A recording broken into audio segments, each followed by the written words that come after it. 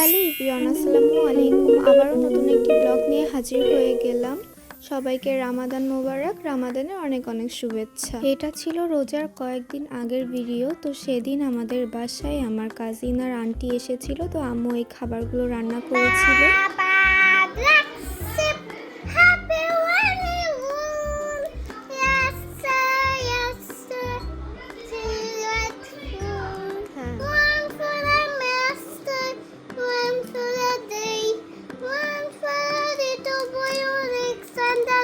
তো ফাতিহা তো খুব সুন্দর একটা ইংলিশ রাইম বলল। আর এই যে প্রথম রোজার সকাল, তো আমি সোফাটা খুব সুন্দরভাবে গুছিয়ে রেখেছিলাম। আর এখন গোসলের পর আমি একটু ময়শ্চারাইজার লাগিয়ে নিচ্ছি। আর সেদিন কিন্তু আমিও রোজা ছিলাম, তো এখন সানস্ক্রিন লাগিয়ে নিচ্ছি একটু।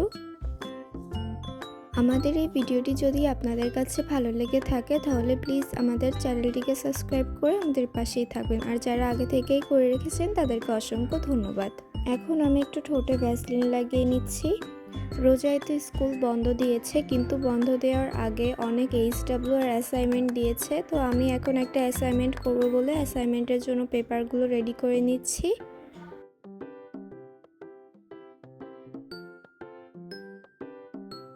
এই যে আমার অ্যাসাইনমেন্ট পেপারগুলো রেডি করা হয়ে গিয়েছে। আমি যখন ফ্রি থাকি তখন এরকম ড্রয়িংগুলো আমি করি। এগুলো করতে আমার খুব ভালো লাগে। এগুলো হচ্ছে গুগল থেকে নিয়ে প্রিন্ট করা। তো দুইটা ড্রয়িং করেছি, আর এই দুইটা হচ্ছে পরে করব। তো কেমন হয়েছে সবাই কমেন্টে জানাবেন। এরপর ইফতারির সময় হয়ে যাচ্ছিল, তো আমি ভাবলাম যে আম্মুকে একটু হেল্প করি। তো আম্মুর জন্য আমি এখানে ইসুপগুলোর ভুসি ভিজিয়ে রাখছি। আর আমি ইসুপগুলোর ভুসি খাই না, সে কারণে আমি আমার জন্য শুধু ট্যাঙ্কই নিচ্ছি। তো এই যে এটা ছিল অরেঞ্জ ফ্লেভারের ট্যাঙ্ক। তো দুইটা গ্লাসের মধ্যেই 2 চামচ করে ট্যাঙ্ক নিয়ে নিচ্ছি। এখন ভালোভাবে মিশিয়ে নিব। ট্যাঙ্কে তো আগে থেকেই চিনি দেওয়া থাকে, সে কারণে আমি আর এক্সট্রা এখানে কোনো চিনি ব্যবহার করিনি। আর এই যে আমি এখন ভালো করে মিশিয়ে নিচ্ছি, কারণ যদি ভালো করে না মিশাই তাহলে নিচে চিনিগুলো দলা পাকিয়ে থাকবে। এখন আমি কিছু কমলা লেবু ছিলে নিব। আজকে আমাদের ইফতারিতে ফল হিসেবে এই কমলা লেবু আর আঙ্গুর ছিল। আর কে কে আমার মতো এরকম ছোট ছোট মিষ্টি কমলালেবু খেতে পছন্দ করেন তারা কমেন্টে জানাতে পারেন।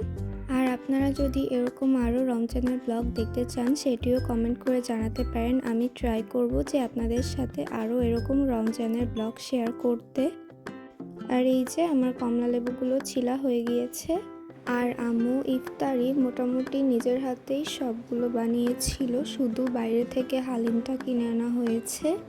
আর হালিমটা তো আমরা ইফতারিতে খেয়েছি, তো হালিমটার টেস্ট অতটাও ভালো ছিল না, কিন্তু দেখতে খুব সুন্দর ছিল। যে আম্মু ডালের বড়াগুলো এখন ভেজে নিয়েছে, এখন বেগুনিগুলোকেও ভেজে নিচ্ছে। আর এইদিকে ইফতারি যে সব বানানো হয়ে গিয়েছে। আজকের মতো এই ব্লগটা এই পর্যন্তই। সবাই ভালো থাকবেন, সুস্থ থাকবেন। আল্লাহ হাফেজ।